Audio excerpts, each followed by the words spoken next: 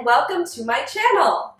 My name is Alexandra Radway and I am a certified functional nutritional therapy practitioner.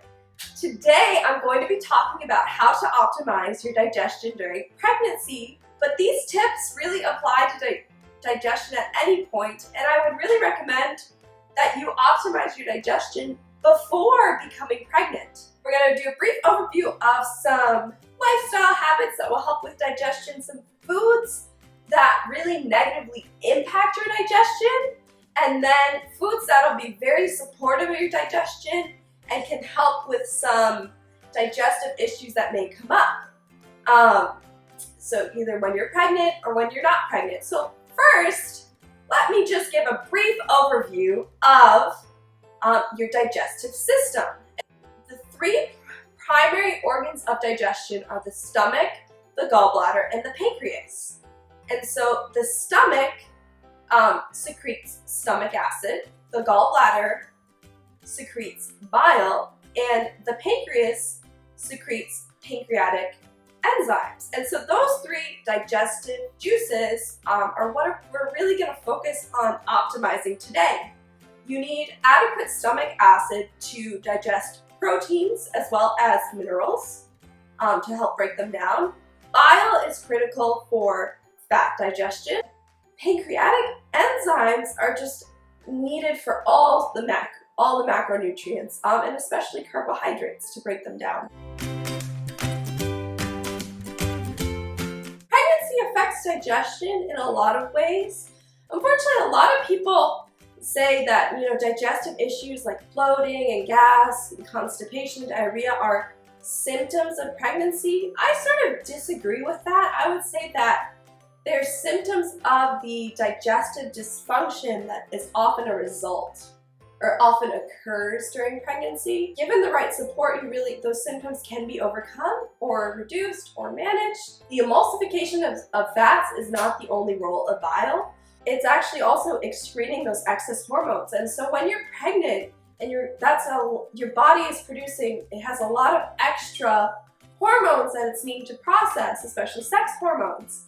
And so that actually can just overburden. Your bile can just become sluggish because of that. That can lead you into a lot of issues digestively.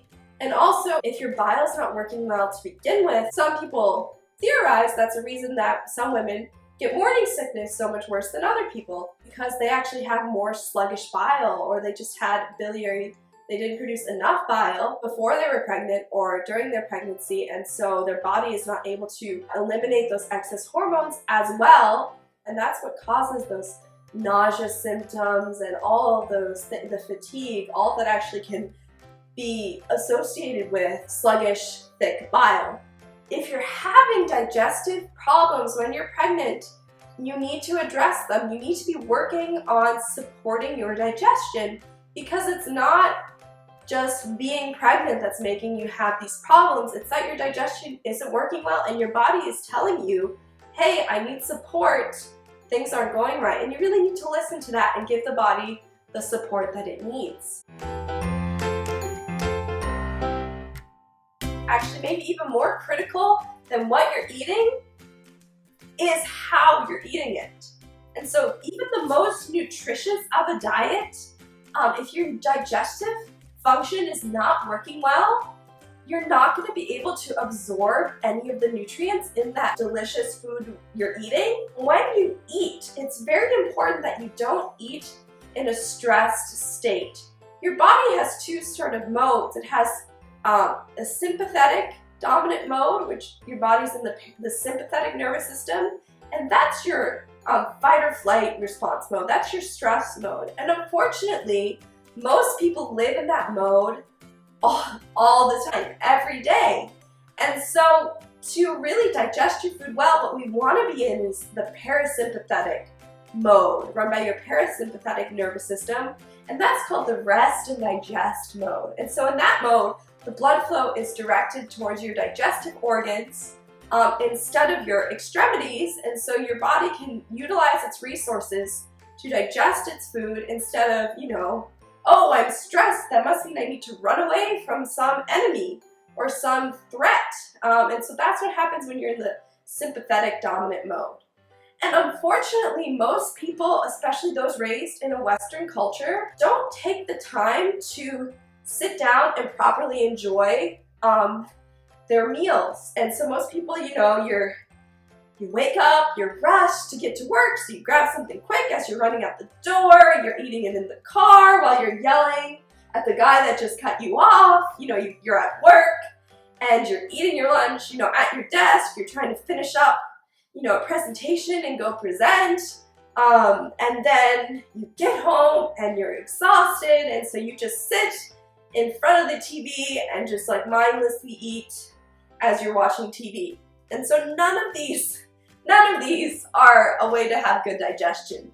And so when you eat, you want to set up, ideally you want to have a calm, relaxing space, maybe some like decoration, some flowers, some, classical music, something you find relaxing. You want to sit down, you want to eat sitting down. You want to take some time to smell your food, really take a moment, say grace, or just say some sort of message of gratitude for your food. Really be thankful that you have food. Just express that gratitude. It's very important. Take some deep, relaxing breaths before you eat. If you inhale and then exhale for a few counts longer than your inhalation, that actually helps your body transition into a parasympathetic mode. And so those are some things I would recommend just for every meal. Do your best to change some of those. Oh, and of course, chew your food. You need to chew your food. You don't digest food just in your stomach. That's quite a misconception. Really, it starts in your mouth, and your saliva actually has enzymes that start breaking down carbohydrates, especially in your mouth. And it's kind of a fun exercise. If you really chew a carbohydrate thoroughly, maybe take like a brown rice. You start chewing the brown rice, it doesn't taste very sweet. And then by the end of your chewing, your brown rice tastes like sugar. It tastes sweet. You can taste the sweetness come out, and that's because the complex carbohydrates of the brown rice are getting broken down into simple carbohydrates. And that's what your body can actually absorb. What your body needs in order to absorb a food, it has to be broken down into its simplest possible part. And that's what can be brought in to your bloodstream through the small intestine. And then your body can use those nutrients. Until then, it's just big gunk. And those undigested food particles, they sit in you for the next, whatever your transit time is, at least 24 hours. And if they're not digested, broken down to their simplest parts, they rancidify, they putrefy, they essentially rot in your gut. And so then your body is having to deal with rotting food inside of it all the time, and all the endotoxicity that produces, and it can really be a strain on your body. And so that's another reason it's so important to have good digestion and make sure that all your food before it gets to your small and large intestine is broken down into those smallest possible parts. And so we talked about some lifestyle things. I'm going to move into sort of the bad guys. And now you see here I have almond butter, water. You probably didn't think I was going to tell you that water is a bad guy, and I'm not. Water is critical for good digestion. You need to be well hydrated. Your body, I think it's, and I can't remember, it's like 7 or 8 liters is the amount of fluid that your body uses in the digestive process. And it is recycled, so you don't need to take in that much, but you can imagine 7 big soda bottles lined up on here, and that's how much fluid is needed to digest food. And so, it's really important to stay hydrated, but it's critical that you don't drink your water with your meals. You want to drink your water in between. So I would say 30 minutes before and then 2 hours after. And that's your window around a meal where you don't drink large amounts of water. Small sips of water, especially like a warm water or a digestive stimulating tea, with a meal, that's totally fine, but a big jug of ice water is a really bad idea. And that was a mistake I made during my pregnancy with my son, is that it was summer in Phoenix, which is hot, and we would go out to lunch. We were renovating our house, it was a mess, but we would go out to lunch and I'd get a huge jug of ice water and I would chug the whole thing. I'd drink like 2 or 3 of those with my meal, which when you do that, you're really diluting your stomach acid. And so your body just doesn't have a chance to break down those proteins in your meal.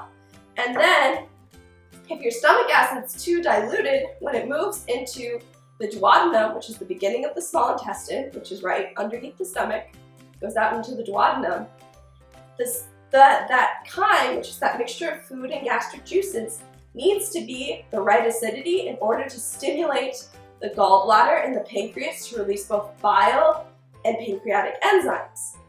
Digestion, we call it, it's a north to south process. Each step is dependent on the previous steps. And so if it's messed up in an earlier step, it just keeps getting worse.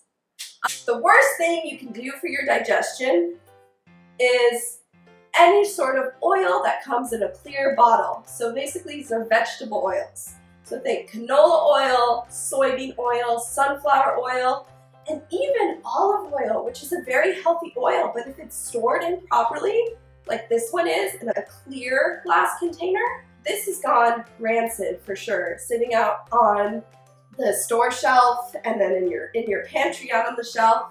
And so those rancid oils, they cause your bile to become thick and sluggish. The gallbladder is basically a sac and it squeezes the bile out. If it's too thick, it can't do that. Or even if it does, the bile is too thick to actually emulsify those fats, which breaks the fats down into these tiny little microfats that your body can then absorb. Unfortunately, the majority of restaurants in America cook with these oils. You really need to avoid restaurant food or ask, was it cooked with olive oil? I'll talk about the healthier oils later, but ask if it was cooked with one of those healthy oils. Another thing too, these oils can hide in a lot of supposed health foods. So you really have to know what you're looking for and read labels. And so this is a very popular plant-based butter substitute. It's essentially a margarine. It's got some healthier oils hidden in there, but its main base is vegetable oil. And even though they're expeller pressed, so that means they are slightly better than the really refined vegetable oils, I still don't really consider these healthful oils. And I think most likely, luckily these are stored in the fridge and in a dark container, and so this is a much better option than something like this, but I still wouldn't really consider this a healthful option. You're much better off with like a grass-fed butter, a coconut oil, a ghee, or something like a beef tallow or lard, a pasture-raised beef tallow or lard. We'll talk about that more a little later. This is another thing, almond butter, which, you know, almonds are quite the craze right now, and I would really say about nuts. Nuts were available very seasonally and in very limited quantities, and so you don't want nuts to be a real basis in your diet. You want small amounts daily, I would say are fine, but they are very hard to digest, and so they can be pretty taxing on the system, and they need to be properly prepared. But the thing about almond butters is that a nut, once it's ground, the oils start to go rancid very quickly. And again, this is stored in a clear glass container, so it's getting exposed to that light. Probably the majority of the oils in here are going to be rancid and not good for your bile. Another thing is, this is sugar. Sugar, it stresses your liver, it stresses your pancreas, both of which your liver is what produces your bile. It's then stored in your gallbladder. And your pancreas is what produces the digestive enzymes. So really avoid a real refined sugar like this. For sure, just completely avoid a natural sugar. It's still sugar, so it should be in limited quantities, but it's a better option than a refined sugar.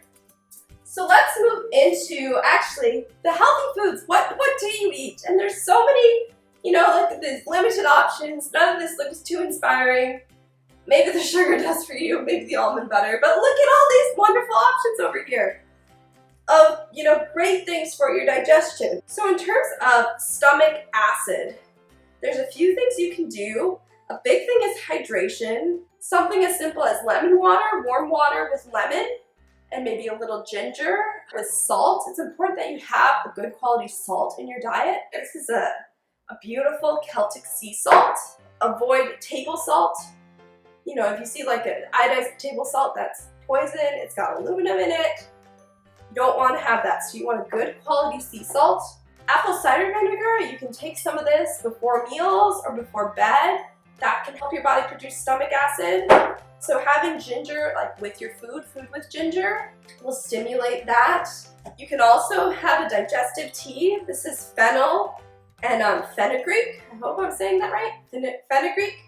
And you can just kind of crush these a little bit in a mortar and pestle and steep about a tablespoon of that in some water. And drink that with your meal. That supports both your stomach acid and your bile, and it's just like soothing to the intestines as well. That can be really helpful. You can actually, these are dandelion greens, but this is something, any sort of bitter green, arugula is great too. So if you're making a meal and there's some salad, just chew on some bitter greens. They're very bitter. Like dandelion greens, very, very bitter. But just chew on that while you're cooking. That's a really easy way to get that. You want the bitter taste in your mouth, which might be unpleasant at first if you're not used to it, but over time, you'll become much more used to it. That'll stimulate your gastric juices. Another thing you can have, and I'm not going into supplements on this video, I would definitely say, especially during pregnancy, try these things first. If they're not working with you, find a qualified healthcare practitioner that can help you if you want to use some supplements, because there are a lot of supplements that can really help when it comes to digestion, but I would definitely recommend seeking the help of a nutritional therapy practitioner or mindsets. We're the best. NTPs are the best. Any other qualified natural healthcare practitioner can help you. But one thing that is very safe, and these are safe for pregnancy, are, and this brand is Urban Moonshine. This is not a sponsored video. It's my first video. There's probably like 5 people watching.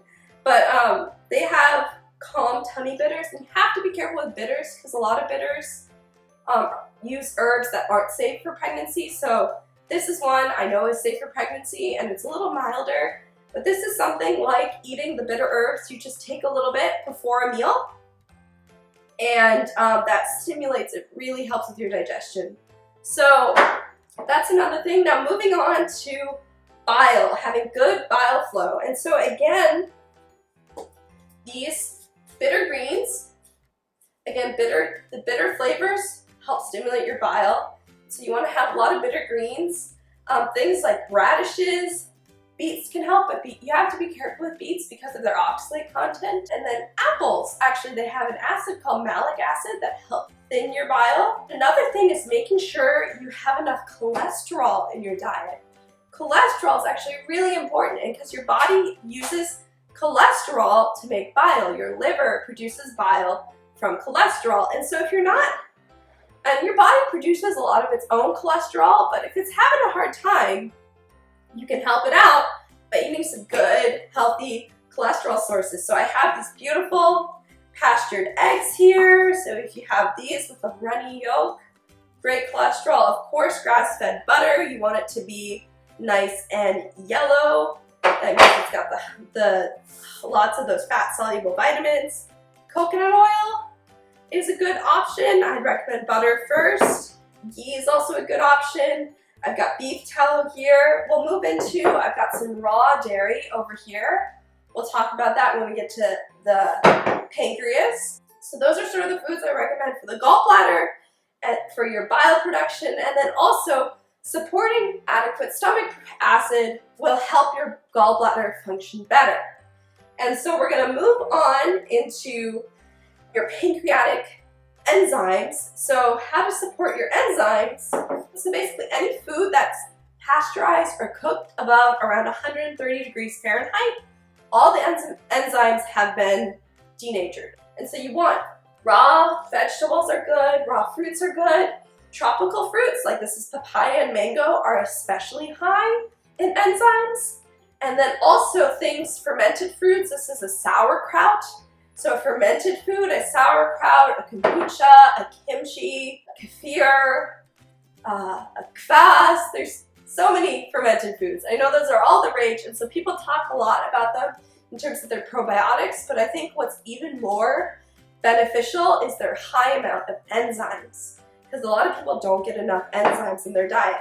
Another great source of enzymes would be raw dairy. With these and any of the other recommendations, always talk to your doctor or your midwife before you make dietary changes when pregnant. I don't have safety concern issues about drinking raw dairy during my pregnancy. Raw dairy is super high in enzymes. Basically everything that your body needs to digest dairy is in here already. And so if you drink a pasteurized dairy, it's very hard to digest. And sort of all the studies showing the negative effects of dairy have been pretty much done on pasteurized dairy. And raw dairy is it's like a completely different food. It's a complete food. It's got you can live off of it. And it's a wonderful thing. So I'll probably be doing a video about that, but it's a great source of enzymes. Also have like a yogurt here. Yeah, and that's sort of all the foods. And always remember, a properly prepared, nutritionally dense whole foods diet is going to give you the best chance at a healthy baby and a healthy pregnancy. And then if you do the proper steps to ensure good digestion and avoid these big digestion busters here, you will be on your way to avoiding a lot of discomfort during your pregnancy, and to also just be giving your body what it needs to absorb the nutrients from its food. Thanks for watching, everybody. That's all I have for us today. My name is Alexandra Radway. Again, I'm a functional nutritional therapy practitioner. This is Alexandra Marie Nutrition.